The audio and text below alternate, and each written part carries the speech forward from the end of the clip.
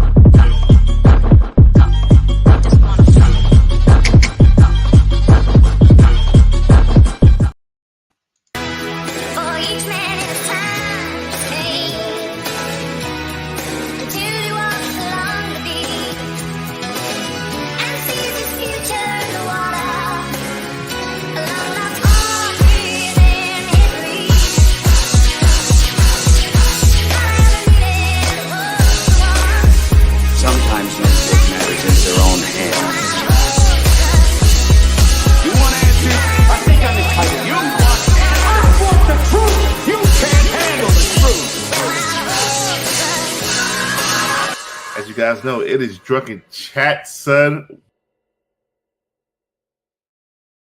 All right, like the band says, welcome to It's Drunken Chat, son. I am your host, Chitlins, Greens, and Cornbread on the Comic Creators Crusaders Network. If you haven't already, please hit that like button and subscribe if you haven't already. So what we're going to do is we are going to go into everything very quickly because there wasn't a lot of big stuff. It seems like there's a lot of waiting to exhale around the comic book community and the economy as well. So let's see, you know how we do very quickly. There was nothing that was really worth spending a lot of money on when it comes to freaking stocks, unless you were going chasing after freaking pennies. Nothing freaking big. Now, here's the deal.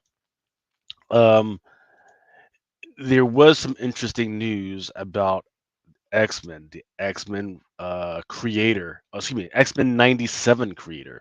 His name was, let me pull this up. This guy's name was Bo Wonderbrom. No, not Bo Wonderbrom.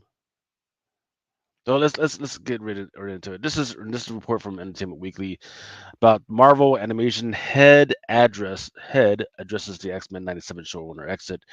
Brad Winterbrom, the head of streaming, television, and animation at Marvel Studios, he has addressed the sudden departure of X-Men 97 showrunner Bo DeMaio. So I was right; it was Bo. Something. He says, I can't talk about the details, Winterbrom tells EW, but I can say that Bo had real respect and passion for these characters and wrote what I think are excellent scripts that really the rest of the team were able to draw inspiration from to build this amazing show that's on the screen. When asked if he could categorize the parting of ways as a firing, he says, I don't. We parted ways is the best way I could say. Reps for DeMaio did not respond to EW's request for comment. DeMaio had completed work on season 1 and did not yet renew season 2 of X-Men 97. But as EW confirmed earlier this week, he was fired from the project with mere days to go before the show is set to premiere on Disney Plus. The writer and producer who's been involved with the sequel to X-Men, the animated series since 2021, was set to speak with members of the press for additional interviews to promote the show, even prior to the news breaking. Now he has been pulled from the media rotation, and his ever active social media presence has been scrubbed from the internet. But by Friday, his accounts were reactivated. So that's what I've also heard is that he's all of a sudden speaking and talking, but I'm not exactly sure what for. So also I do want to give a shout out to the folks out in the freaking chat right now. We've got now y'all GT Key Comics and Repair Tech Tony. What do y'all think, man? Do y'all think from what y'all have seen so far, what do y'all think? Oh, and I do want to welcome to the stage Crystal, also known as Belingus Diximus. What's going on, brother? Um, Not much. You see, I'm pissed off at the world. Hey, so what I was just talking about was that the creator of X-Men '97 has departed the show. Now they don't want to say that he was fired; they're just saying that he's departed the show. His people aren't saying what's happening. The Marvel people are not saying what happened. What do you think? I don't know what to think about this because, you know, did he just set to piss Disney off, or vice versa, or it's weird. Yeah. So let me give you some other context what might be going on. Uh, Um, in addition to actively promoting the show on social media, Baldomeo has regularly posted shirtless gym selfies, and he operated a non-explicit OnlyFans account for a time. However, none of that was kept secret. Though showrunner and writer shifts are fairly common on ongoing projects, the fact that the Mayo's pot departure comes so late in the process, it poses a lot of questions. So it's quite possible he was doing something behind the scenes when he was off duty and it caught up to him, and now he's been asked to leave. I think that's probably what or it's one of those, oh, pending investigation. I think you need to step off the set, and they haven't figured out what's what yet. See, everybody tell your kids, man, keep you having these OnlyFans, keep you freaking taking pictures and putting that shit on Twitter. You be doing all that. yeah, you can. Oh, you If can, but you'll probably get you're fired. willing to accept the consequences for it, then yeah, you can. Uh, you know, like I said, you got to think. With great power comes great responsibility, and OnlyFans is a great responsibility to the world because you're giving joy to the joyless and hope to the hopeless, and making money. Yeah, yeah. I mean, but if you're gonna have like a day job and you're working for, oh boy, no part of my fucking company except your name's Megan Ward. Haha. Oh boy. You know? Now, here's something to also consider. Um, we've got what's today? Today is 16th. Yes, sir. Oh, well, we It's got 4 days away. yeah, we got I would say a month, maybe. I have to look it up again till the vote for the chairman's vote, board vote. Oh, okay. And some of the activists that are trying to overturn the chairman's board have specifically called out the woke agenda of some of these projects. Right? They said, "Hey, you guys have just put out these concepts at the basement of a story.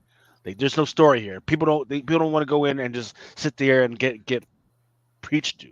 They want they want a story, I right? actually think with X-Men '97, I'm also thinking maybe it wasn't woke enough and didn't really push a lot of Disney's agendas the way Well, other projects did.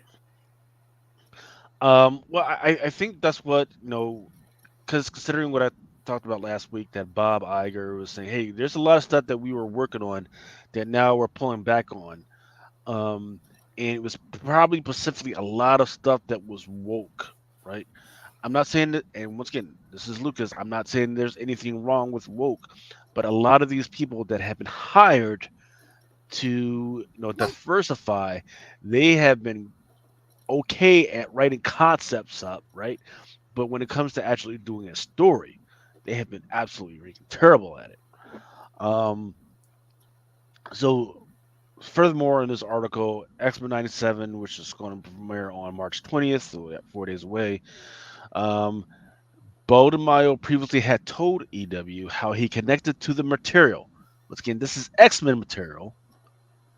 As a gay black man growing up with an adopted family, specifically to the themes of discrimination and found family.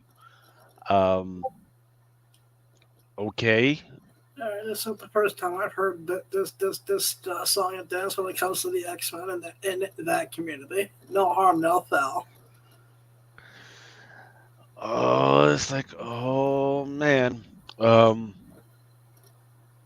I'm trying to remember this. So there was a show on Netflix about the drag community. It was called Pose, right? And Okay. because this was like during the '80s. It was set during the '80s, like right before the HIV pandemic like really popped off. And that really was a really good series about found family, right? Because a lot of these people who were uh trans, right, or they were trying to transition, were kicked out of their homes, and as a result, no, they had no other family than what was in the streets. So there was all types of crazy stuff happening with them. A really, really, really good series. Um, but man, yeah, this happened 4 days. I mean, you can't even have your creator go out and promote your stuff, even though he was actually supposed to be already promoting it, which is kind of crazy. Yeah, I mean the red carpet premiere happened earlier in the week. Mm. Let's see. When did this article come out? This other article we talked about connecting that came out over a month ago. Yeah, back in February.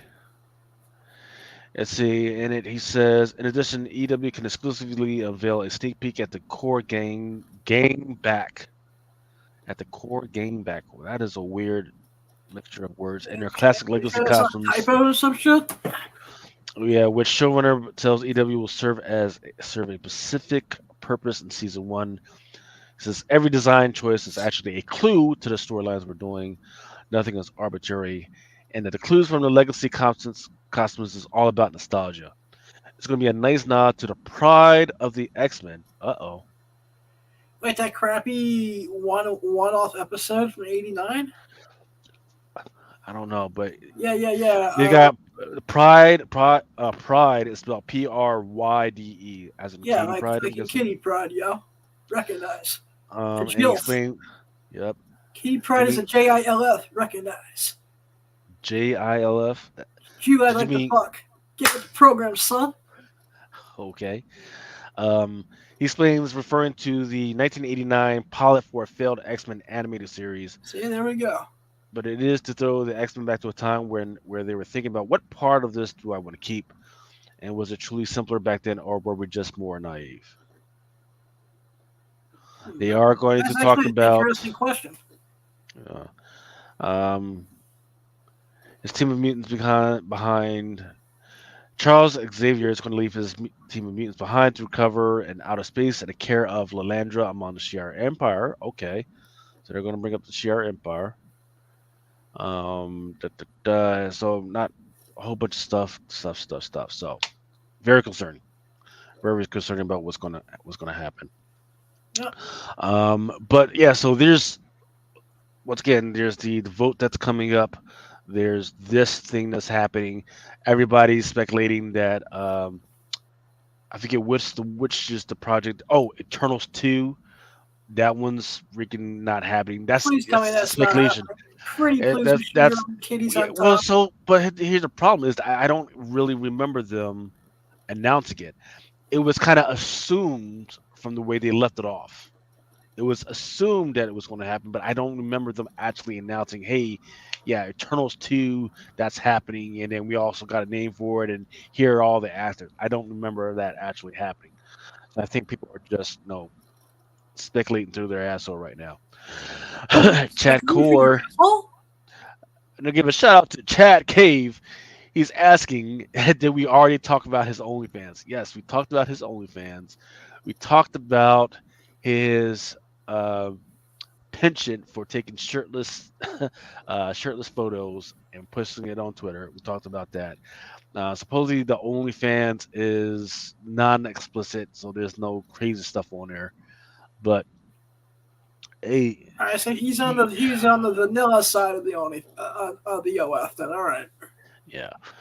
I mean, it's nuts, man. I mean, look, I fully understand like what you do on your time, your own time is your business. But once you're a public figure, you And you're know, working on a company like Disney on top of being a public figure. yeah. Okay, Check says, "Okie dokie." He was reading about Taylor Swift. Were you reading about how Taylor Swift is going to have a? I think she's going to have her concert on Hulu. Is it Hulu or Disney Plus It's or something Disney crazy like? Plus. Yeah, Disney It's the Plus. extended version of Music Before is on that Disney Plus. Yeah. Repair Tech Tony is saying he doesn't think Eternals was that bad, not great, but it helped expand it, to you.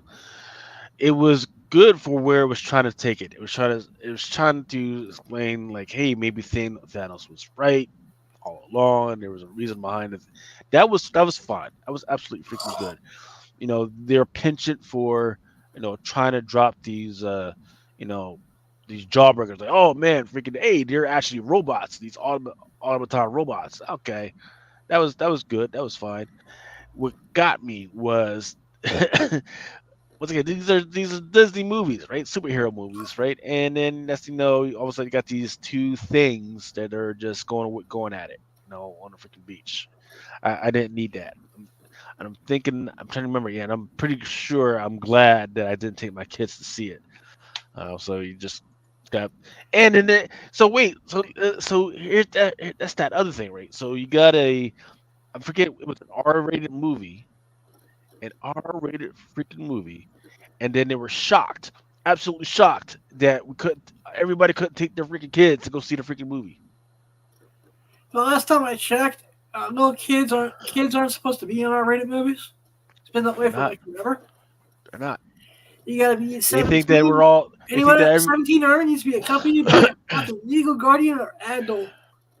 They think that everybody's bad parents. They think everybody's bad Nope. parents, and I'm pretty sure that a lot of parents have decided to stop taking their kids to see these freaking movies, especially Guardians of the Galaxies, which in my mind is supposed to be about a big old family with a funny tree and a freaking cute little fucking raccoon. And every time we turn around, they're cussing all over the place. So yeah, they gotta they gotta calm that crap down, man. Um, I want to see 10 f bombs in the next Marvel movie. um, Chad Cave was saying that Eternals could have been good, but their powers were weirdly weak, and the fights were unnecessarily long. Watching it again today, it was a D plus for me at best. Hey, what's going on? I want to give a shout out also to Sir Christopher the Great. We were just talking about how the creator for X Men '97 has all of a sudden just departed just part of the project. They haven't said Oh, why. They Mickey haven't said, Mouse excommunicated his ass. yeah, they haven't necessarily said he was fired. They refused to say why and everything. So everybody's jumping through their butthole trying to come up with a reason. We just talked about his penchant for you know, taking pictures with the shirt off and posting it on Twitter. He also has an OnlyFans, even though it's not explicit or anything. It kind of raises some eyebrows. Right? And then his last article, they talked to EW. He was like, "Oh, the way I'm shaping it is because I kind of feel for these characters and I connect with these characters because I'm a gay black man." It's like, oh no, that's not what we want right now. Well, that's not what the new new board members want, right? The ones that are trying to get on the board. The reason why they're trying to oust like half the freaking board, because once again they were saying, hey, these guys have been bringing up these concepts. They have been trying to bring in diversity. That's fine, but the problem Fuck is that diversity. they Fuck. haven't been they I'll say haven't it been again. Fuck diversity. says the Jewish guy named Balingus Deximus. And I'll say it one more time. Fuck diversity. um, I was wondering if he did something backstage or is the show not so good. I think I've already heard that some people who have seen it that it's not good, or and that they wanted to go back and watch the old X Men because maybe they were remembering it wrong. Maybe they were remembering it was better than it actually is. But they were just saying, yeah, it's just not as good. So it's just a few people just not happy with it. But that's not the time to fire your guy. That's when you got to get your guy out to go and promote your stuff even more. Um, but who knows? Let's see. All right, so again, that is the big thing that was going on right now. That's the biggest news out ever because that was supposed to be one of the closest big hits that was supposed to be for Disney right now, and now you've lost the creator. You know what? Um, If Disney fucks this up, then I'm gonna start having a little less hope for Deadpool 3 at this moment. yeah, it's a Sony driven thing though, right? Um, the only other thing that's happening in the economy right now is this week you got a couple of things: the home builder confidence index, housing starts, building permits. No, so just for them to turn around and tell us, yeah, that nobody's building anything. But the biggest one is going to be the FOMC interest rate decision. People have been waiting for this for a while. A lot of the banks have been waiting. A lot of companies have been waiting for this to figure out how much interest are we still going to be getting charged. For you guys out there, that'll determine how much you guys are going to be getting charged on your credit cards if you guys are paying with your comic books that way. If it is bad and they don't raise it at all, then a lot of companies will still look to cut their depreciation costs and cut their labor costs. And they're going to look to fire more people because there's not another big meeting for a while. I think till like May or June or something like that. So right after the FOMC interest rate decision, then Fed Chair Powell will have a press conference and where he will step up and tell everybody what's going on and what's what.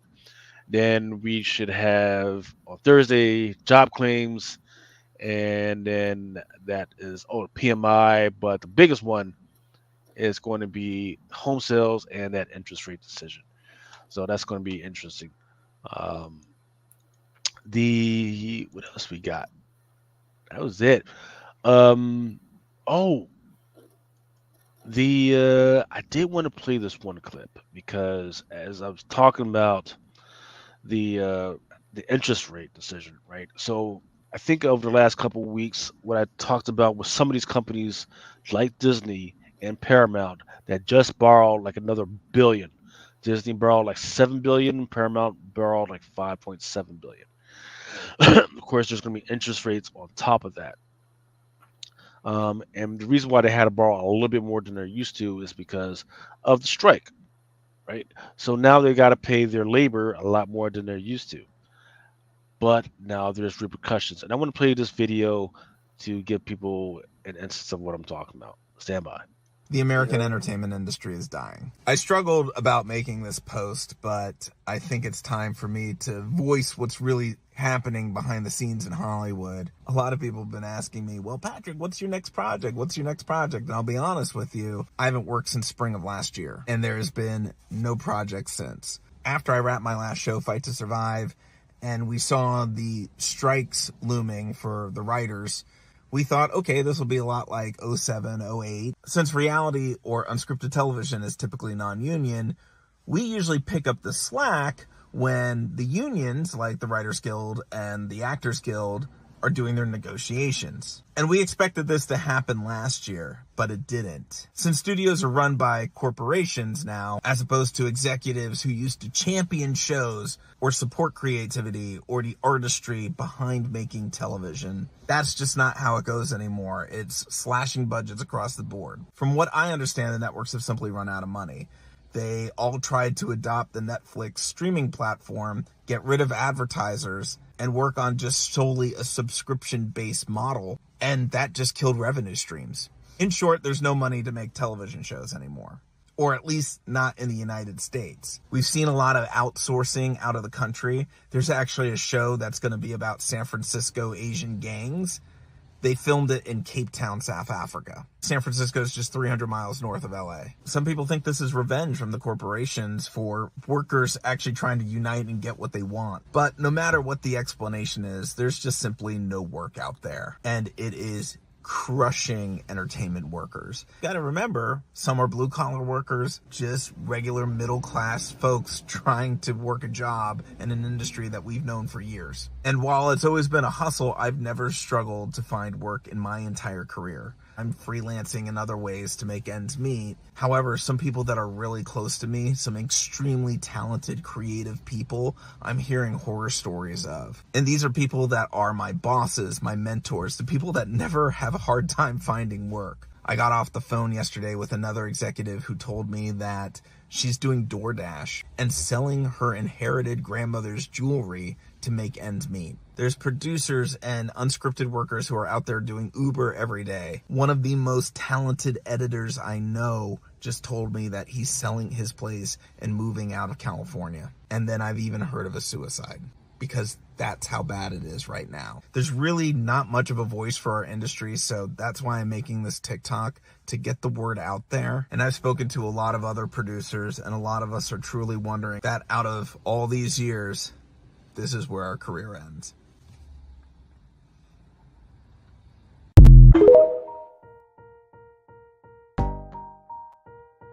All right. So that gentleman was just saying what I thought was going to happen, right? Look, if you have, wow, that is very eye-opening. yeah, I was like, man, okay, you guys got what you want, right? You guys got what you want when it comes to the labor costs. You got more money, right? But still, stuff still has to get freaking done, right? No, they still got to freaking make the movies, right? So they're going to freaking cut back, right? And now they're fighting with them because they don't want the studios to use AI. Oh, okay. If I can't use AI to fill in the stuff that you guys were normally doing at a cheaper rate, guess what? I just won't do it.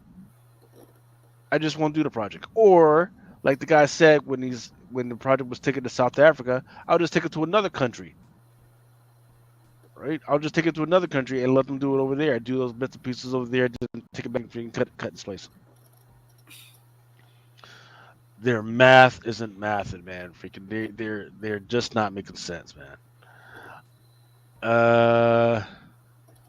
Chad Cave is asking, "Hey, Adam, did you know that I am African American?" Okay. So that is. And why should that matter? You're a cool dude, regardless. Well, Chad I don't discriminate against anybody. Yeah. So Chad, unfortunately you're incorrect, sir. I am actually Nigerian. So people get a little pissed off at me when I don't share the same views. Y'all are in the trenches. From the bush. You know. Chad Cave says no, he's kidding. Chad Cave says he's kidding. Nothing but love for you, Adam. Which could mean anything. I hope you're having a good amount of vodka tonight, Chad. I love you, brother. Yeah. So what I do want to do is I do want to encourage y'all to have a very fun and happy Mardi Gras. I will not be partaking still, as I'm still on my own personal strength until Mel gets his black ass back on a freaking show. I can't drink alcohol. I'm still on some medication. Okay. Well, we'll have to find some other way to partake, sir. I got a Monster Energy drink that works. All right. Here we go. Mail call. This is some of the stuff that some of these distributors and retailers. Excuse me, Lucas. Yep. Before we get into that, there was one thing I wanted to bring up. Sure. Go ahead, man. Did you see the trailer for the Crow reboot? For the which reboot? The Crow. The Crow. I have not. I don't. I really do not like to see trailers because what happens is I get to the movie and there's no surprise for me because I've already seen 80% of the movie inside the freaking trailer. Yeah. So I really don't like. I wish I had the option of being able to see well enough to just look at the still pictures, but unfortunately the trailer works better for me sometimes. And interesting. I still don't know why we needed a reboot of The Crow when I feel it's pissing on the legacy of Brendan Lee. You know, will Skarsgård do a decent job? Hell yeah. It just there's something about this that looks off right now. But I'm gonna give it a chance. Yeah. Well, I think this is definitely one of those cases where people are remembering something better than what it was. Because I remember the first Grow back in the day. I remember sitting there with my mom and dad and everything, and my sister and everything, and it was absolutely B level terrible, absolutely freaking terrible. However, it was great for its time because that was grunge. We were all about grunge, and no, it wasn't called emo back then. I forget what it was called. Um, but it wasn't grunge. We were going into something else. It was like the weird trance stuff. I forget what it was.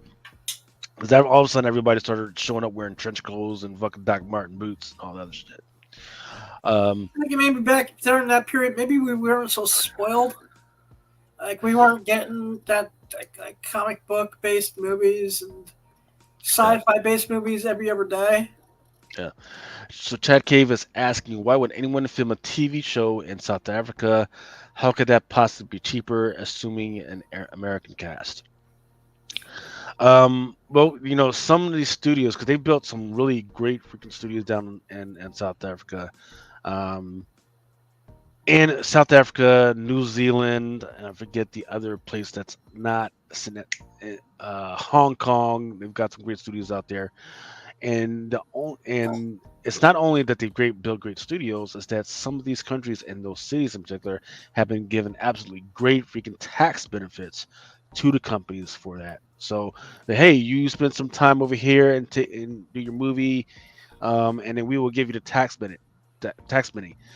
And sometimes they will give an extra added tax benefit if they show parts of the freaking city and everything. But of course, for that particular issue that he was talking about, it was supposed to be in San Francisco, but they were actually shooting it in South Africa, which is crazy. But yeah, you can stuff. Shit's crazy right now. Goth. That's what it's called. Goth. Yeah, that was the beginning of the Goth era. Okay, so is that all you wanted to talk about with the Crow? Yeah, I still haven't seen the basically, trailer. that's like I said. I haven't done much in the last 2 weeks. So. Yeah, have you? When is it coming out? Do you remember? June 6th. June. And you're honing in on the trailers? Jeez, I can't do it. Yeah, they really like put this out. Decided to put this out last minute, I think. Mm-hmm. Yeah. Because they're doing a 30-year anniversary Ultra 4K DVD release on May 7th of the original. Yeah. For the 30-year anniversary, I'm actually looking forward to that because they added 2 bonus documentaries on the DVD that I really want to say. Yeah. I kind of feel like trailers are more for stock investors than actual people that are going to actually see the freaking movie. But it is what it is.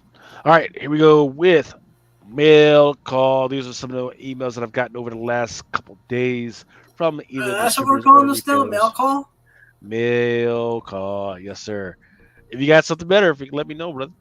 First up is from Bird City Comics. They've got Ghost Rider, Final Vengeance #2. They've got a beautiful Lucio Perillo, and it's a weird Ghost Rider. Excuse me.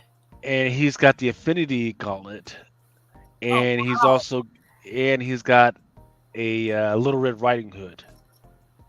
I'm gonna have to get me 1 or 2 of those. Yeah, he's dressed as Little Red Riding Hood, and he's got the Affinity Gauntlet. So we'll see. That is awesome. This one goes on sale today. This one is the Run the Jewels version, but it's for World Tree. And then also they have their own Pharaoh #1 Forstner Fleets Run the Jewels for Pharaoh. Coming from Marvel, they wanted everybody to know that there is going to be, I guess like these fake vampire teeth that they're selling to the retailers. They come in a pack of 10, I believe. Okay. Yeah, they come in a pack of 10. Yeah, all blood hunt red band ratio variants are only earned through ordering the red band regular cover of the same issue. And there's also going to be some blood hunt trading cards. Okay. Excuse me. Okay, coming from Dynamites, there is going to be a third print for Thundercats #3.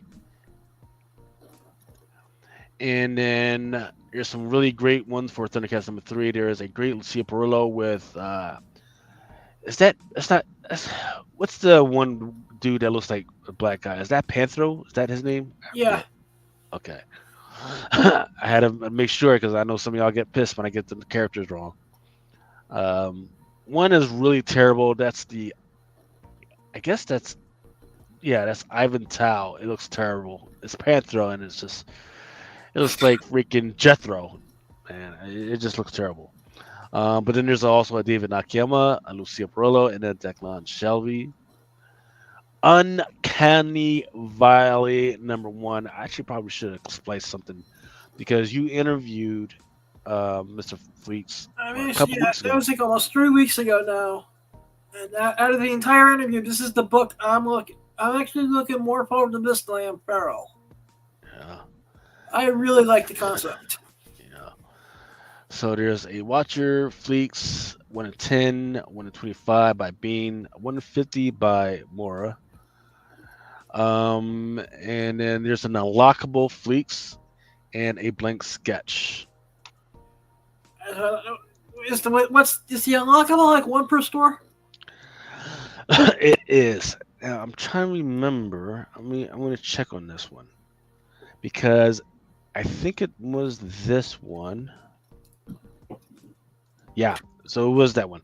So there's a weird one where you got to buy 20 of each issue up to #5, and only if you get that, do it like that. So you got to buy basically 100, but you're buying 20 of each issue.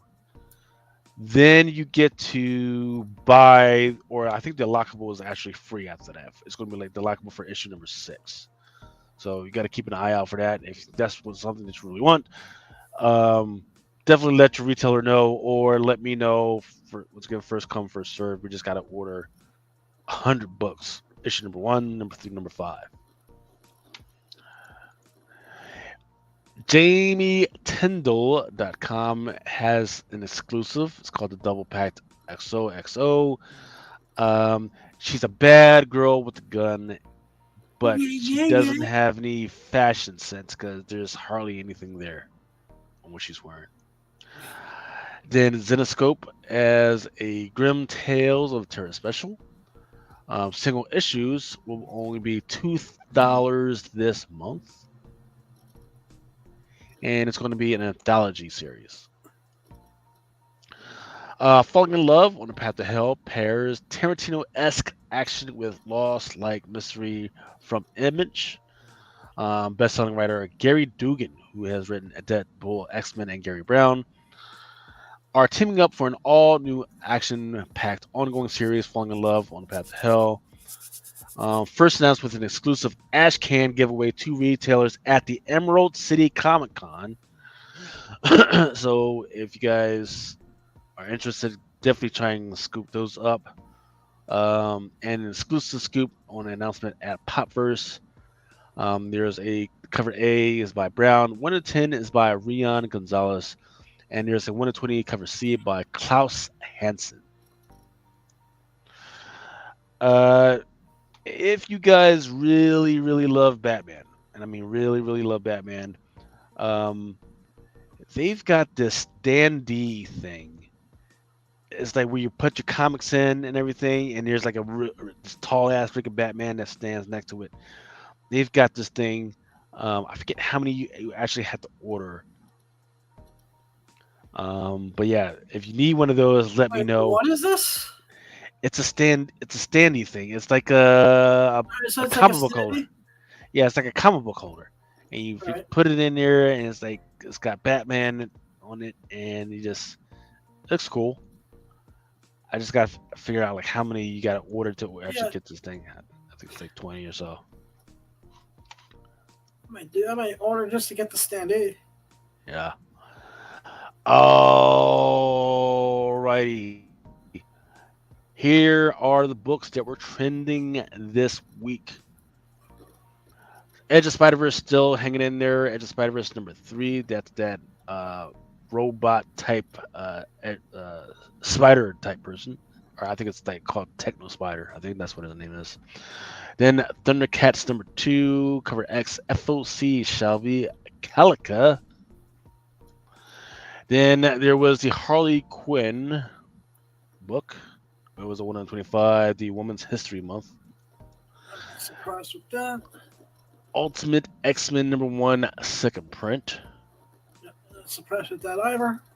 Ultimate Spider-Man, fourth print, issue #1.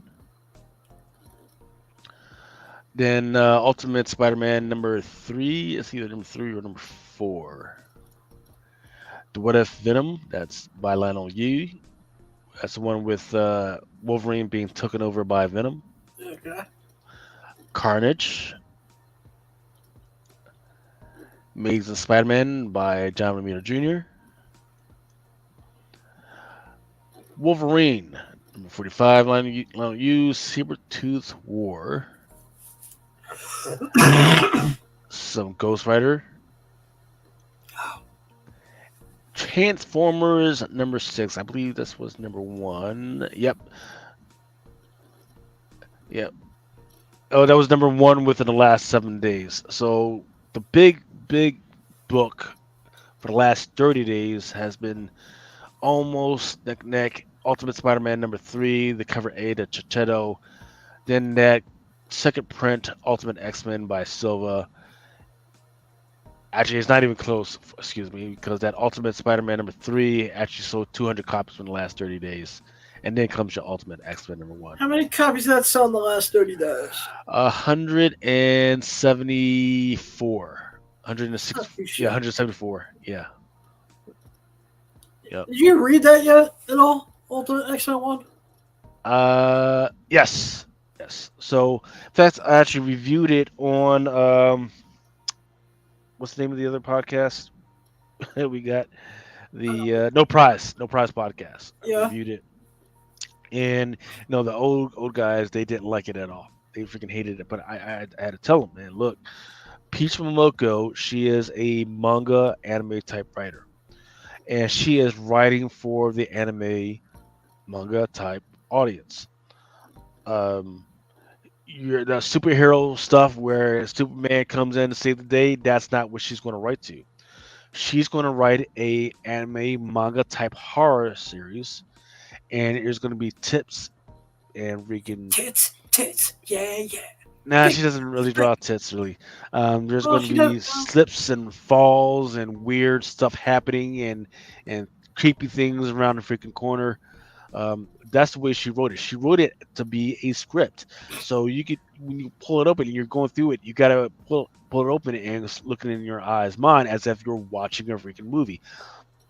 If you don't know what I mean, go watch an anime, a horror movie from Japan or Korea. They have a very unique style where they don't just throw everything at you and start killing They make you everybody. work for it. They you work for it. They slow it down. They give you hints about what the heck is going on, and that's what Ultimate X-Men is doing. All right, cool. How does it compare to, say, the Ultimate Spidey or Ultimate Black Panther? Because it's the only one I haven't read it yet. Right. Well, I'll give the old guys this because their main complaint was that there wasn't any X-Men in the book. I told them, I was like, well, Armor, she's been an X-Men for a minute. Now, is it the whole X-Men freaking group? We don't know, right? Maybe they get together in this book at some point. But I don't know. But as far as there being like a crazy change to their life, we don't even know enough about these characters to say anything is a big change, right? All right, cool. You could tell me Armor is actually a freaking dude. I don't know. I don't read enough about her.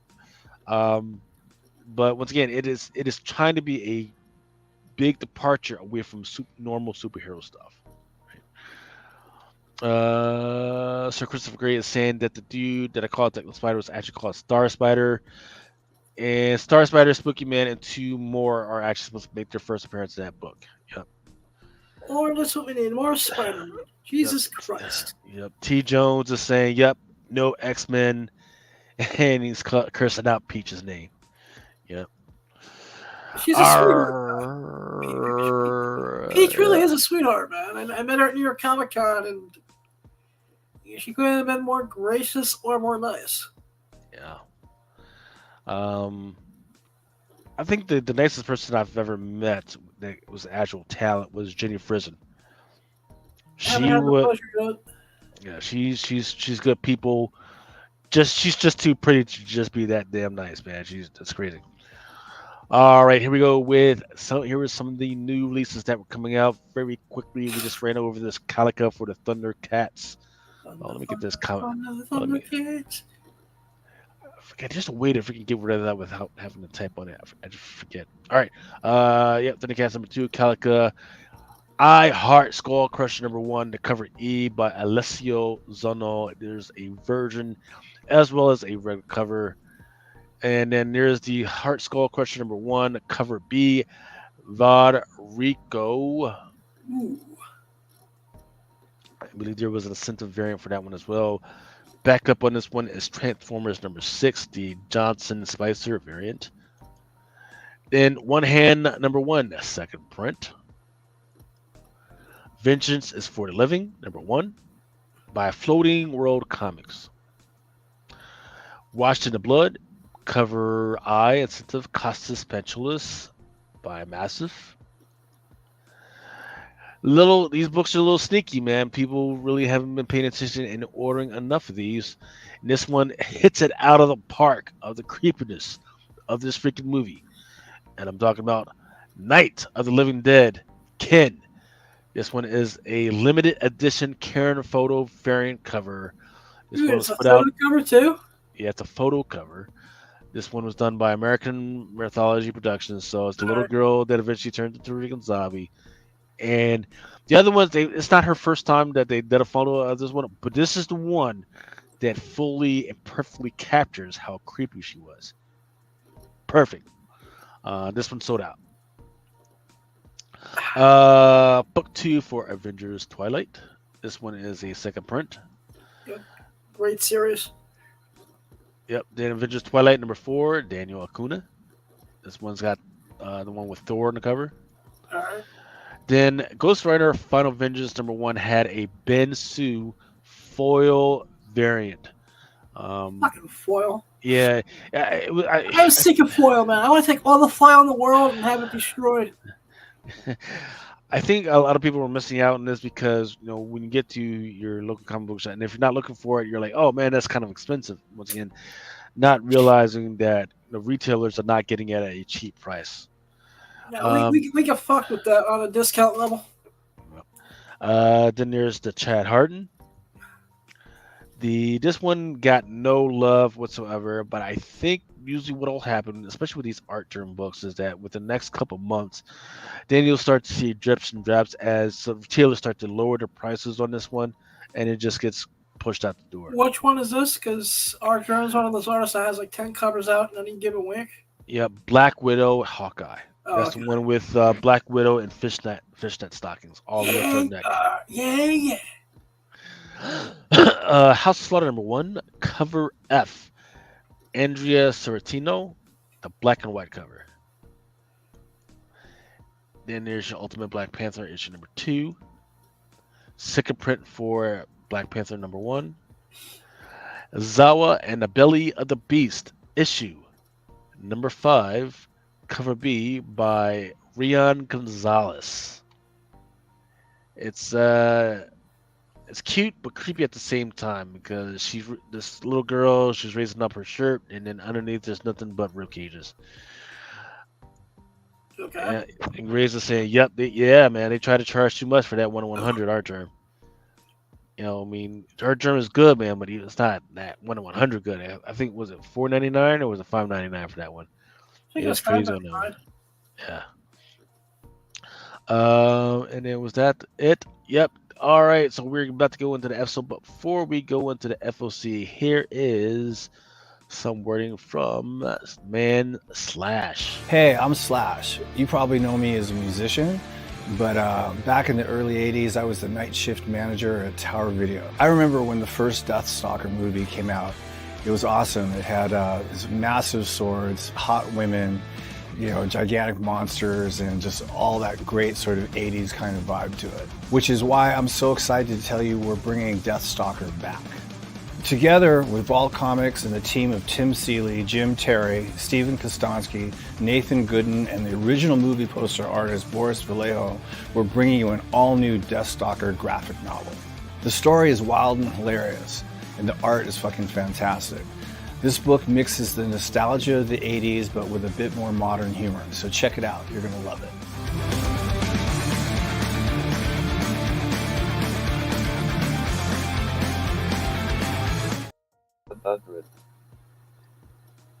Nice. All right, here we go. We're getting ready to go into the FOC. First up, Avengers Twilight, third print for book number 1. All right. Third print for book number 2. Then it looks like in here we've got the female Hawkeye for Avengers Twilight. No, that's actually Several different Bullseye's covers. daughter. Ah.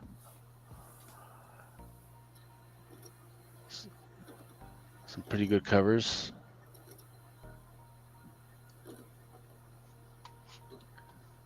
So I can't tell whether this one is a lady or a guy or what in the heck is going on with this. But it's Hawkeye, but it's got tattoos all over the place. But what's also interesting is that one of the tattoos is a Punisher tattoo. So I'm not sure what's going on with that one.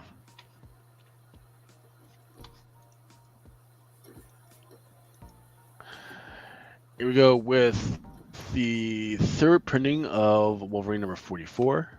Okay. So Avengers action for Fall of the House of X. Make sure I get through here. Just put the stop. Actually, I have it stuck in misery already. Please. And then here is your Avengers, a Micronauts variant. All right. Like this will be the next group of variants we whore out for the next 6 months. Yeah. And let's see. Because we hoard out Miss Minutes enough for a while. We hoard out the Disney characters, which we're still got 1 or 2 lingering. Now they're gonna do Micronauts. Yeah. Let's see. Uh-oh. What's going on with Diamond Sight? Diamond crashed again, motherfucker. Yeah. All right. Miles Morales, issue number 19. Here's cover A, and then there's a 1 in 25 by Derek Chu.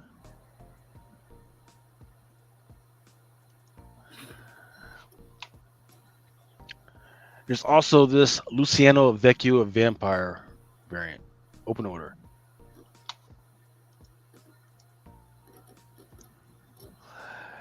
Daredevil. You know what's crazy is I used to read Daredevil religiously. Now I'm not even interested really anymore. Why? Because this series is really good. Yeah, it's because they put him in prison and then they put him in jail. It's like they really don't know what to do with him. They can't just let him be a fucking guy on the freaking street. Like I said, I don't know. Him as a preacher actually has really been working for me. Oh, that would be fine if they let him be a preacher. Yeah, I'm like 2 issues behind, which hopefully will catch up. So I was enjoying that so far. Yeah. And they're having the villains be basically demons who embody the 7 deadly sins going into other characters. So it gives Matt a run for his money. It's been really good.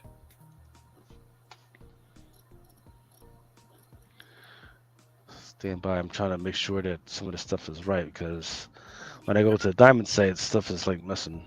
The Diamond has a shitty website, man. They can't deliver packages right away. Fucking Diamond. Think they're tough. ABC. Guess not. Star Wars Mace Windu. Okay. Mission number 3. There's your Palpatine and Darth Vader variant. All right.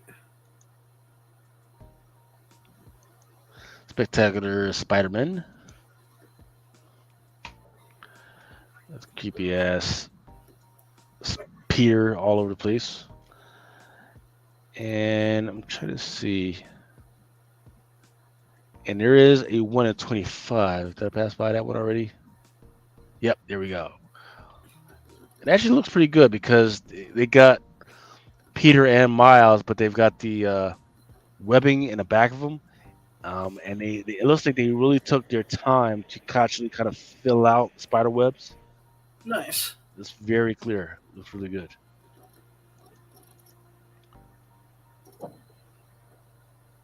Here's your vampire variant for a Spectacular Spider-Man. Okay.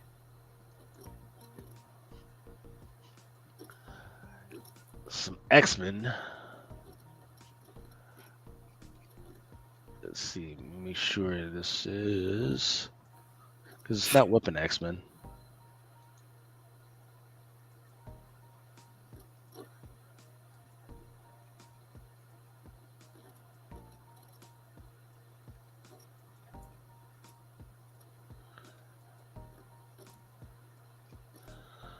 Oh, here we go. Fall of the House of X. The one that I have up right now is the EM Gist Emma Frost variant. Nice. Nice. And the version of that is 1 in 50. Okay.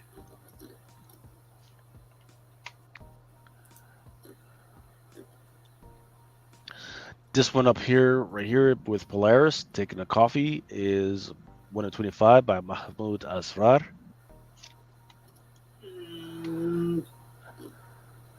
There's a 1 in 100, which looks stupid. But it's a 1 in 100 by Pepe Larraz. It's Cyclops doing Cyclops thing. And I forget what the name of old girl is. The girl that's a traitor, but she's like a robot now. It's weird. Don't make me do math at 2:00 in the morning. Yeah. Fall of the House of X. Once again, Fall of the House of X. This one is a Philippe Masafra foreshadow. Right. Some Captain Marvel. They still let her have a comic? I know, right? That one's by Stephen Segovia. And then there's a 1 in 25 by Miguel Mercado. Trying to show us how tight her suit is. Excellent. Then there is a regular open order Captain Marvel number 7, Ariel Jovellanos. And it's just kind of Miss Yang and Captain Marvel kind of just hanging out. Okay. Ghost Rider, Final Vengeance. There's quite a few. In fact, I think I showed the variant by Bird City earlier today. That you did? So I would say go out and grab a whole bunch. I would say, strategically, you can buy any of those covers if you really feel like it. But the one that I have up right now is the Ghost Rider Final Vengeance #2 by Juan Ferreira. Looks deadly. This Ghost Rider is holding like a double barrel gun with teeth. It's fucking Nice. great. What's going on, Mojo Pin? Mojo, what be up, brother? Let's see. Sir Christopher Great is saying, see the sales on that Captain Marvel 4 and 5 are going up to $250. Hot damn. Yeah, that's because really, what's going on? What's going on in that book? Because it's only $3.99.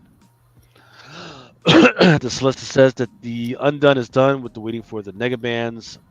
Her herald, the Omen, has so far failed to kill Captain Marvel and her pesky civilian tag-along, Yuna Yang. And the Undone's patience is up.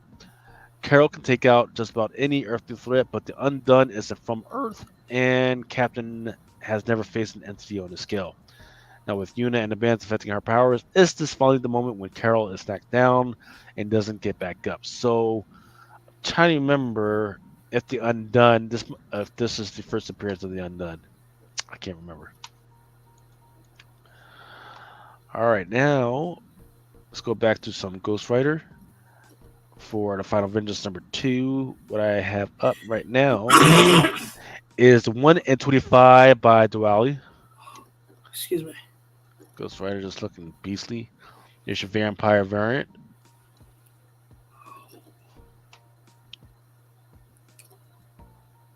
Here's your Casa Grande. And then there's a Mark Texera. Ooh, nice. Spider Woman. #6. Another character? What shit, does something her have a comic book? There's a 1 and 25 by Ricky Yagawa. There's a Belen Ortega vampire variant. And then Spider Boy #6.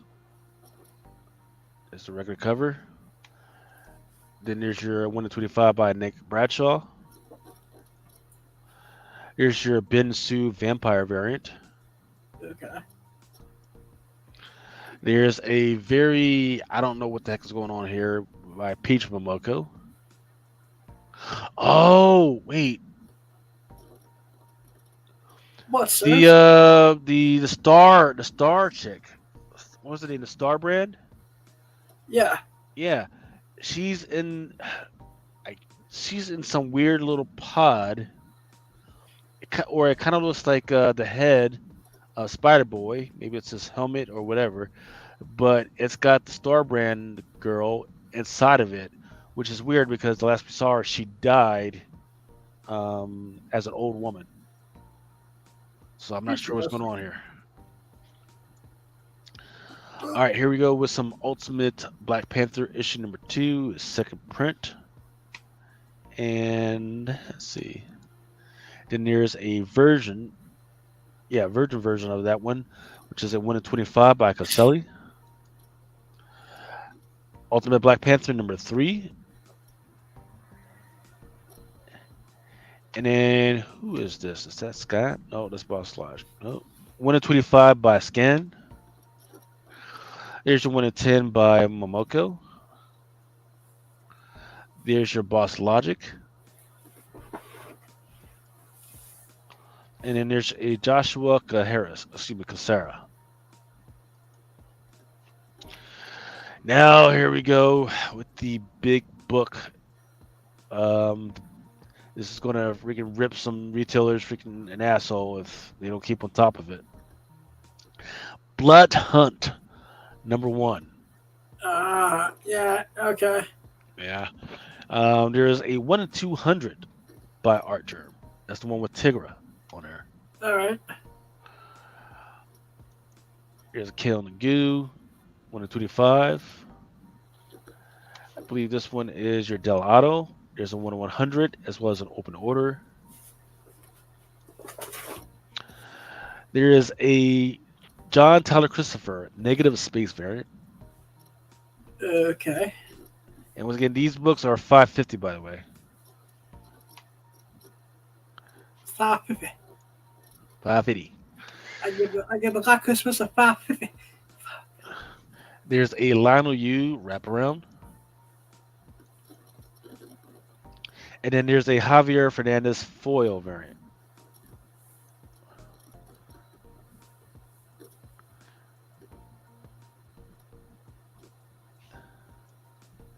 Here's a Peach Momoko. Here's a What If Venom. Issue number 3. Then there's a 1 in 10 Honus Sharf design variant.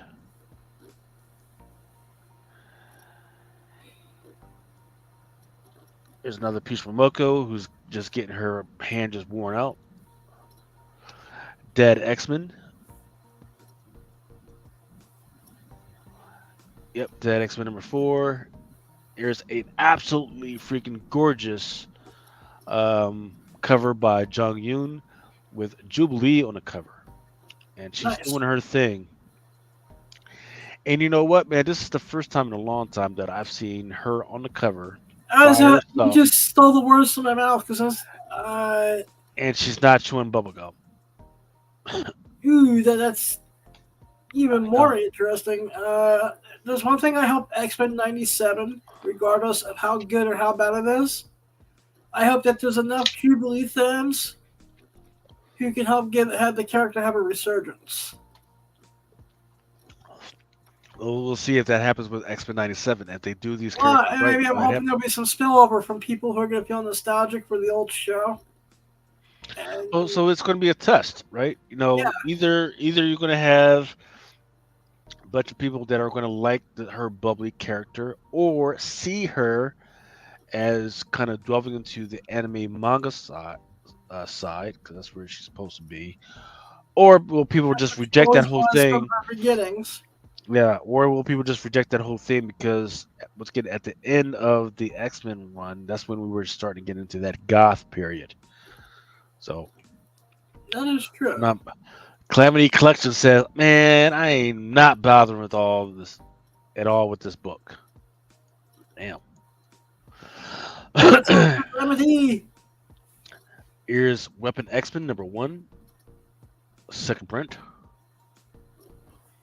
Amazing Spider-Man 255 facsimile. Oh, God damn it. And here's a torn Clark. Planet of the Apes.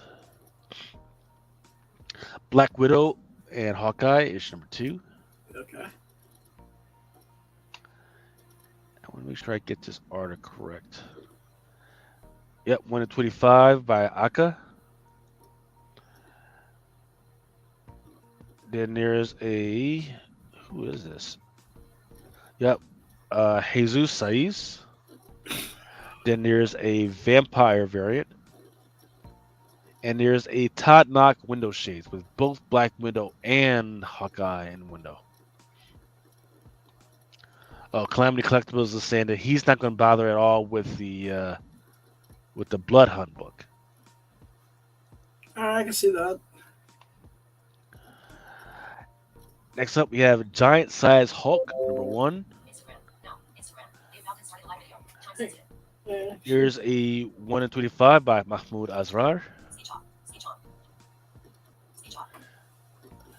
You got Duolingo going on over there, man, trying to get your Just every time I get a notification on my phone, it starts talking, so I was shutting it off. That's right. There's your David Barden Deadly Flows, and some of these Deadly Flows have actually been pretty popular. And then here is your Chris Allen Stormbreakers. Okay. It's a weird Hulk, right? Think of every tattooed punk with the ear freaking plugs and everything. Well, that's Hulk right now, and he's bald, no hair, but he's got like weird piercings coming out of his head, in his ears, and his nose. He's probably got his Prince Albert fucking pierced too. Okay. Go on.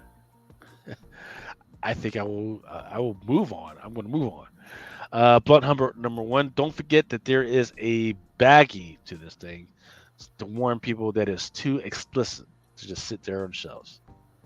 Cool. Roxanne presents Thor. Nice. Shit. Where is? I'm lost in the sauce right now. Oh, there we go. Roxanne presents Thor number one. And there's a really gorgeous one by Adi Gravnov is 150. Here's your Nick Bradshaw connecting cover. And there's your open order. Star Wars: The High Republic Adventures. It's got a couple of books. One of your favorite movies, Quick Stops. Yep. Dark Horse Comics has issue number 4. And it looks like it's a homage to this Al Pacino movie that he did with Keanu Reeves, where Keanu Reeves was the lawyer and Al Pacino was the devil. Okay. I know which one you're talking about. I just can't remember the title of it. Is it Devil's Advocate, maybe? Yeah, I think so. Yeah, it's called Devil's Advocate. This is homage to that. It would have been a good concept, but this wasn't really drawn too well. Blue Book number 3. This one is great read. Yeah, Blue Book's 1994. You say you read it? Yeah, I haven't read anything past issue 2, but I dig the first 2 issues. Yeah.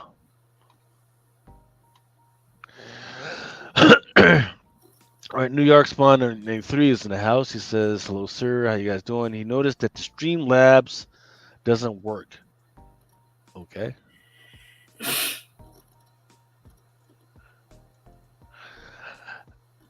Toxic Commando by John Carpenter. Okay, John Carpenter has done a lot of horror movies, so that's for your consideration. Helen of Windhorn. Here is Adam. This might be my new mascot, and I'm gonna have to read this book now. Now they got my interest. There is. Remember, like the old chicks from like the back in like the 50s and the 60s and everything. Yeah. Well, that's what this girl looks like. She's long skirt, penny loafer shoes. Penny loafers. Or actually, yes, yeah, that must be a penny loafer. But only one of her shoes is on. Okay. She's got this big, gigantic fucking knife in one hand, and in the other hand, she's got a big old bottle of champagne. That's and awesome. She's obviously fucking drunk. Obviously freaking drunk. So, yeah, let me go ahead and find this, and I'm gonna Control F. Go. I'm gonna order a copy so I can see what the fuck is going on. Oh, and it's a foil. I'm not gonna hold it against it. Maybe the foil will make the knife actually pop. I can't commit to adjustment because if I commit to adjustment, all that stuff will go away. But there's a 1 to 10. There's Operation Sunshine number 1. Looks like a weird swamp thing. Sunshine. Yeah. See. There's cover A by Rubens. There's a cover B by Simmons with the girl hanging upside down. It's weird. So I guess we're supposed to get the vampire treatment, right? Like we're supposed to think that this girl is a vampire because she's hanging upside down. Okay, got it. But she's also smoking. I don't fucking get it. I don't get the logistics of being able to being upside down like that and smoking. No clue. That should be physically impossible. It should, right? Yep. Calamity Collectibles is confirming that the movie that I'm thinking of was Devil's Advocate. All right, here we go with cover C. Cover C by Jenkins, and here is an FOC by your friend of mine's Tony Fleeks. Yeah. So let me go ahead and because I'll add that one because there's no incentives. I gotta start rewarding these retailers or these publishers when they have a #1 issue and there's no incentive. Star Trek Defiant. And this one is issue number 14. This one is an Intuita. Oh, wow, the fight is still actually kicking? Holy cow. And there's a Woodard. And so let me describe this to you. I'm not exactly sure who exactly this chick is. But she's Klingon, right? No, the Klingon's the one with like the mushed up head. Looks like they're no. She is surrounded by what looks like cockroaches, right? And in the meantime, she's got a cockroach that she's chopping on, that she's eating. So I don't know whether it's just coming out of her body by mistake or whether she's chopping on it, but there's definitely a big old cockroach in this bitch's mouth. I gotta have this one. I did not know that the Klingon Empire had apartments in New York City. Apparently. Apparently, it's safer on wherever the Klingons lived on subways in freaking New York City because you could get shot. Yeah, it's true. I mean, or fall off the tracks and have your feet ripped off. Yeah. T. Jones is saying she's half Klingon. What was her first appearance? Does anybody know? I need to brush up on my Star Trek books. Yeah, just leave those first appearances of Captain Pines to me. No, I actually been buying those. Yeah. Actually, I actually got starting getting into that show a little bit.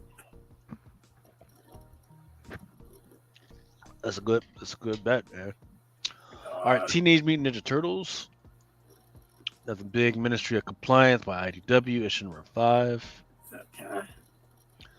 Dungeons and Dragons. I don't know why that's still going. The Cabinet, issue number 3. Nothing big. Dark Ride, issue number 12.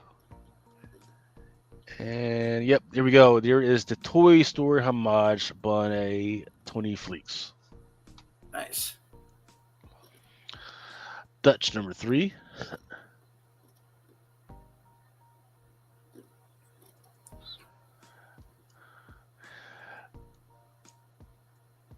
And Dutch number 3 has a a toy variant, action figure variant. That's what it's called. Gunslinger issue number 31. Latina. And this Gunslinger, let me make sure I get the art correct. This one actually looks pretty good, even though it kind of reminds me of this Red Sonny one that I had seen earlier. Yep, Spawn. No. Wow. They don't have it. Okay, whatever. So this Gunslinger number 31. It's got Gunslinger just hanging out at the freaking bar, but all around them, everybody's freaking dead. They either got a freaking gunshot to the head or straight to the chest, but he's taking all these freaking head, demons. Chest. Yeah. Head, bang, Very, bang, yeah. Bang. Very bloody. I Hate Fairyland. It's a homage to Conan the Barbarian. All right, another book. I'm shocked that's still going. And there's a Scotty Young variant. Okay.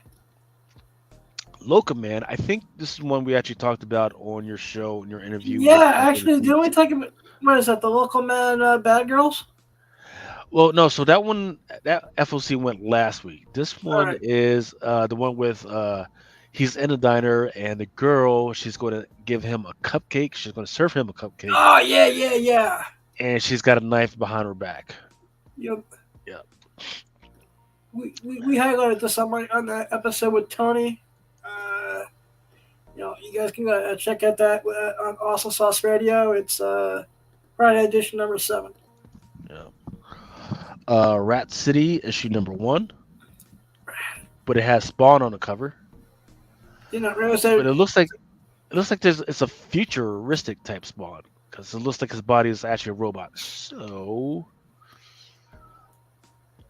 let me go ahead and put in an order for that one. You should have put Pizza Rat on the cover. Schlub, Spawn number 352. Scorched, number 28. Nothing big. Transformers number 7 is going to be on FOC this week. Okay. Here's a cover A by Johnson. Here's a cover B by Corona, which has got. Actually, that's not the. Excuse me, that is not the Corona right there. This one is the 1 in 25 by Winterguard. It's got Soundwave stopping on Starscream's chest. Looks pretty good. That's awesome. Is that a ratio or? It is a ratio of 1 in 25, and there is a 1 in 50 and a 1 in 50 by Clark, and a 1 in 100 by Del Mundo. I could pull it up, but I don't want to waste everybody's time because they're like, eh. So what I will say is, if you go to previews, you can probably find it.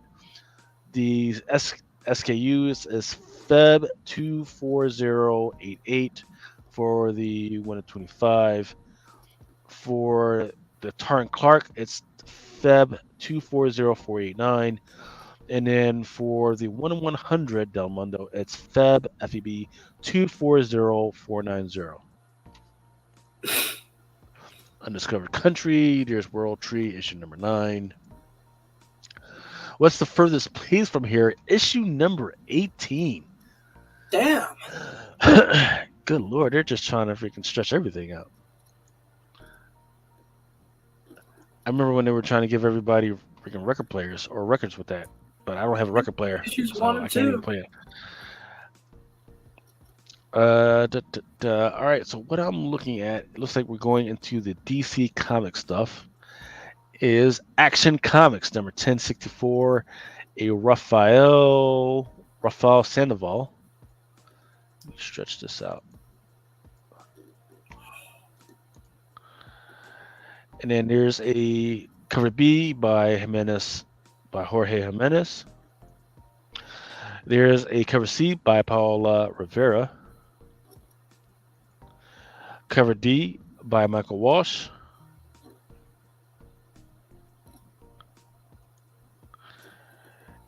And then this one is a Maria Wolf April Fool's Ultra Humanate cardstock special, House of Brainiac. Okay. Still going with 1064 for Action Comics. There's a 1 in 25 by Ariel Colon. Okay. And that same Rafa Sandoval has a connecting foil variant. And let me see if I can look at the at the solicit, because I don't understand why there's so many freaking covers. All right, so it says House of Brainiac Part 1, Brainiac Attacks, Brainiac's Lobo Army. Oh, so there's a whole bunch of Lobos on here. Yep. And this is, so I guess I'm gonna have to go back to 63 and see when do these Lobos show up. All right, fair enough. Babby the Barbarian and the Player's Throne. All right, here we go with some Catwoman.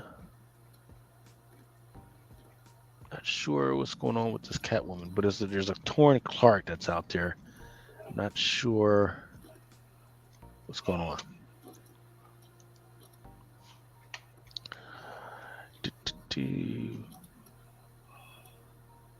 All right, Batman and Robin, cover A by Simone Dio. And I do want to read solicit that as Batman finds himself in the clutches of a new cult that worships Man-Bat, Robin continues his own investigation into his high school's connection to Shush. That was a new character. She first arrived in Batman and Robin number 1. And then her first cover appearance was on issue number 2. Then there is Hardline? I forget what this chick's name is. Hardline, maybe something like that. Yeah. She's on the cover B by Jakuri. Yeah. There's Kel and Goo. That's again, they love showing that dinosaur inside the freaking cave, man. They love that shit. Then there is a cover D by Jim Lee. Issue 1 to 25 by Nicola Says Masija. Batman, Robin, and Howard. Batman, Neo-Gothic hardcover.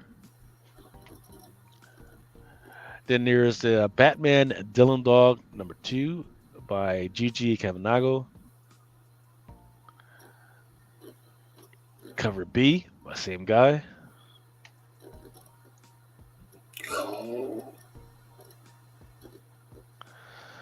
Beyond Real by Vault number 3. Now here's an interesting thing by Distillery. The Blood Brothers Mother. Let's see. So what I'm looking at is it looks like it's going to be a Western. It's the middle of the desert, possibly Nevada. I want to say it's either Nevada or New Mexico. And like one of those, like one of those old horse carts from back in the day. Yeah. There's a old guy that's dead. Obviously, the body's kind of sitting on a wheel, and there's a rope around this freaking dude's neck. So it looks like what they did was they took a rope, put it around his neck, and then they freaking slapped the horse in the butt to let the dude freaking get pulled by the thing. It looks like his luck ran out. Death by horse. Yeah.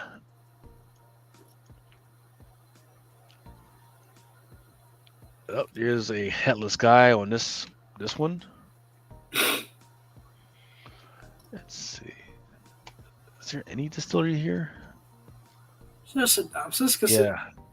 Cover. Yep. The one with the head on it is by Albuquerque. Nice. Then there is a 1 in 25 by Shaken. And there's a 1 in 50 by Mizuno.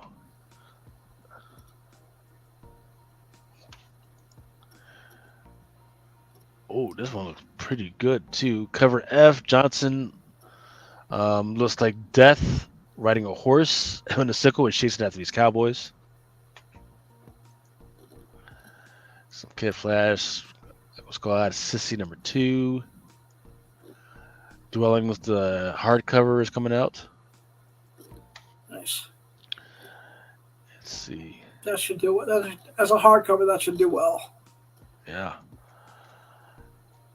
I'm trying to remember what this one is. Okay, here we go. Yeah. So this one is a free comic book day. Bundle 25 Absolute Power Special Edition. I actually ordered 2 of these already. Yeah. The prelude to the biggest DC Comics event of 2024 is here. It's a story of 30 years of making and a special free comic book day tale. The final domino to fall and an epic scheme comes tumbling down, and the DC universe will never be the same. More details to come soon. So I'm going to order at least 1 bundle. Because there's this one Batman on there that I'm not familiar with. So I need to figure out what's going on with that. And they've been working towards this story for a couple years now, too. Batman First Night, number 1, second print. Okay. Mad is going to have a free comic book day. Yep. Asylum Press has Fearless Dawn, number 4. A great cover for cover B. Don't know how to describe it other than say that there's quite a lot of leg and back meat on this one. Back right up your alley. Testify, sucking on fucking, yeah.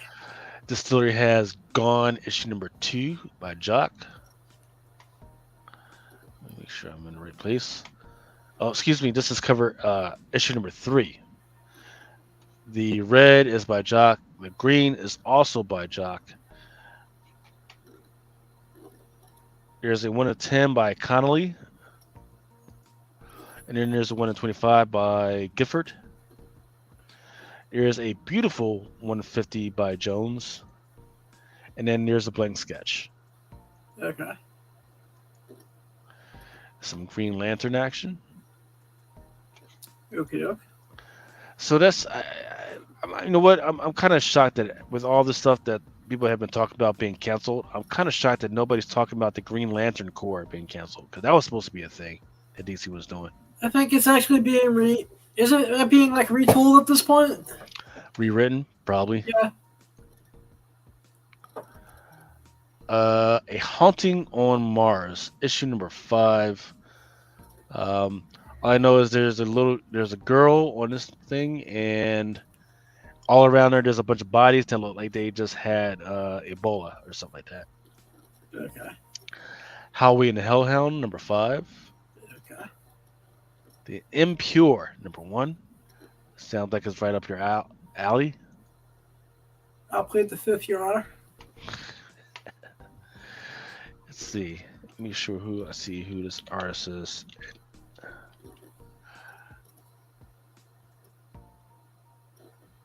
If I could just spell correctly. So no givens. All right, this one is something that I really like. This one is called Kill Town, and I don't even care what's inside. The covers are really pretty cool. It's a bunch of Asian girls with fast cars. It just looks really good. It looks like it's a Dave Mackey actually cover. What I'm looking at right now. It's Kill Town. Make sure I expand this. Yep. So this one is a cover A by Rob Pryor. This beautiful cover with a high school. Well, she looks like she's in high school, but she's got 2 9mm. Okay. And we got the Loop, number 1. You guys can guess what the Loop means. Love Me, Romance Story at Midnight Western Theater. Mitch, number 4. Night People, number 2. Some back row actions. Papa Duke, issue number 1. Some Red Hood. Rose, number 2, by Scott Comics, I'm guessing. Self-Esteem and the End of the World. Okay. Scout Comics has a children's imprint called Scoot, and they are putting out Sheldor the Defender, issue number 1. And here's a black and white version. Silicon Bandits by Magma. I'm trying to see if there's anything. Is that the end of the goodness? I think so. Because I think what we'll do is we'll take a quick. Yeah, we'll take a break.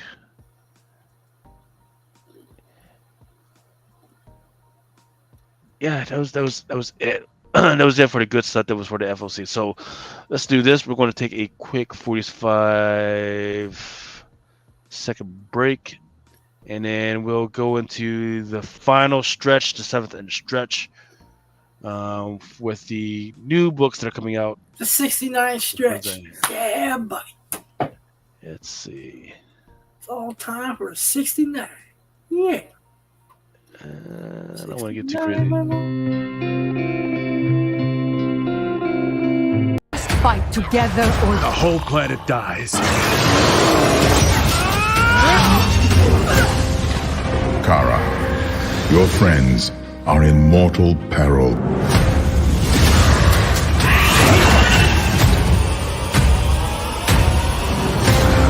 All living things in all realities are about to die. Only by taking action can one transform doom into salvation.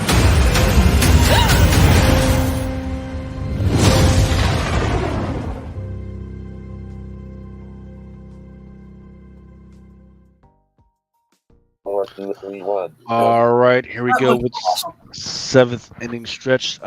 These are some of the books that I've seen a little bit of numbers, or they just look good. I don't have any insight to next week. Next week is weird. Excuse me, Lucas. Before Yep. we get started with that, did they give a release date for that Crisis animated? They probably did. Let me remind me after we get done, and I'll look for it. Look it up for you. All right, cool. I'm Don't just forget. wondering what the drop date is because I went on seeing if I can book an interview for Awesome Sauce Radio with the voice cast. Ah, okay, cool. Probably will have to. You might have to wait till you get to some of the Comic Cons nowadays. In fact, I That's just true. missed one last week. Awesome Con was just, I don't know. I'm not feeling it this year. All right, first up, here we go with Assassin's Creed Shinobi, Uncivil War, cover A by Benjamin. Don't know if this is the first appearance for the Shinobi, but I'm thinking it might be, unless it popped up in some other book. So got to keep an eye out on this one. Then here we go, A Place of Our Own one shot, cover C by Rick Alves. I can't even describe what in the heck is going on here, Adam. So No harm, no foul, man. you are just as in the dark as I am right now. Awesome. The blind lead the blind. Rick Yep. Beneath the Tree Where Nobody Sees, that's that serial killer with animals book. Issue number 4 is coming out this week, so make sure you go ahead. I'm definitely have I want to read this, but I'm gonna have to wait for the trade to drop. All right, here comes some fan service for Critter. Number 1, Critters. There's a sexy furry. I don't know whether she's a furry or if it's a girl that just likes to dress up as a cat. But either way, Could be both. looks good. Yeah, looks good. Cover B by McKay and Nevin June. It's not sold out yet, but it is very low on stock. Then we got the Dawn Runner, issue number 1 by Dark Horse Comics. I need to make sure I read this one. And hold on, let me open up this one. I forget. Look, I forget. I forgot to put the name of this cover of this one on there, but it is, to describe it for Adam, there is an astronaut, and she is female, blonde, nice body. Okay. She's in space, right? Okay. And looks like she's dressing. So she's nothing but a bikini, but she's trying to get her stuff on, and it looks really good. So if you guys want to find that cover, you can go to Previous World and find it and track it down. But I cannot remember for the name of life of me what the name of this shit is. Then Archie Horror Comics is putting out issue number 1 of Pop's Chocolate Shop of Horrors. Yeah, I'm really looking forward to this. Yeah, Pop Chocolate Shop of Horrors, Fresh Meat, cover A by Gorham. That's the one with the it's the shake, but the shake is made out of eyeballs and fingers, and it's disgusting. In fact, I got to go back and make sure I ordered mine. I may actually have to email you between now and Sunday on this one too. Just I'll check what I ordered. Something Epic, Crimes of the Imagination. And this is weird because when it first came out, when it first popped out, there was just good enough numbers. Not great numbers, but just good enough numbers. But for this one, I'm not seeing any good numbers.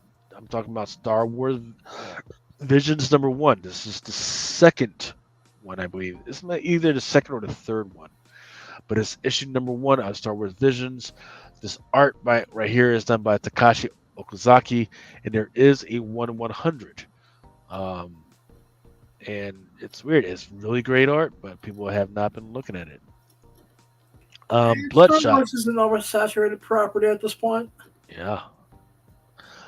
Looks like Valiant is back with Bloodshot Unleashed. Looks really good. I forget who the artist is.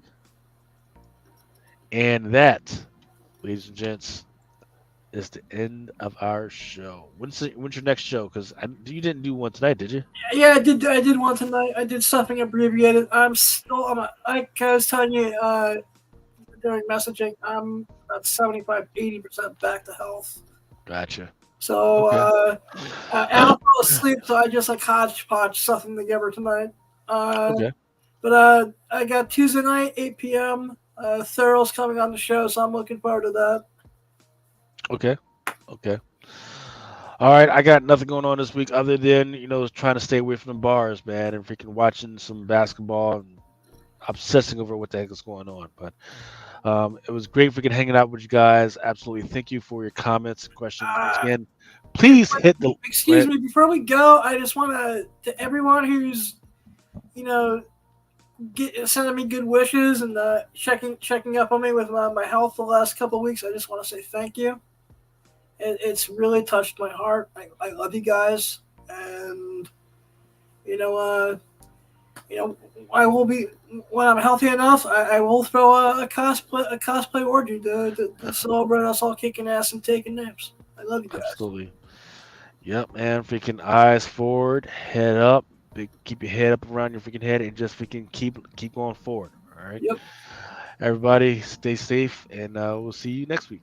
Out. For each man in his time to take,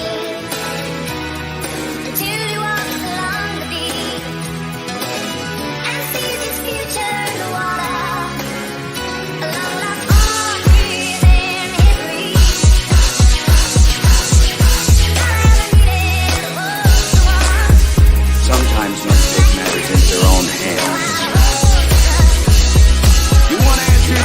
I think I'm entitled. You want answers? I want the truth. You can't handle the truth. As you guys know, it is Drunken